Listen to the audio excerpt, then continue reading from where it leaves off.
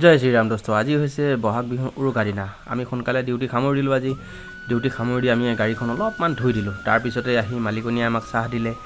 মই চাহ একাপ খাই লৈ পটাপট যাব লাগিব মাছ ধৰিবলৈ। আমি আহি পাই গ'লোঁ মাছ ধৰিবলৈ।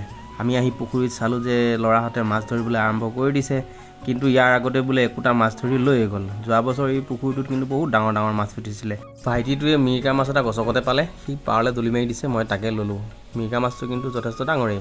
সিহঁতে বাকীকেইটা মাছ ধৰিবৰ কাৰণে চেষ্টা কৰি আছে আৰু মই পাৰতে বহি সিহঁতক চাই আছোঁ। মই এই মাছ খোৱাতকৈ কিন্তু মই মাছ ধৰা চাইহে বৰ বেছি ভাল পাওঁ। এতিয়া সিহঁতে মাছখিনি তুলিব লৈছে। মাছখিনি চাওকচোন কিমান ধুনীয়া।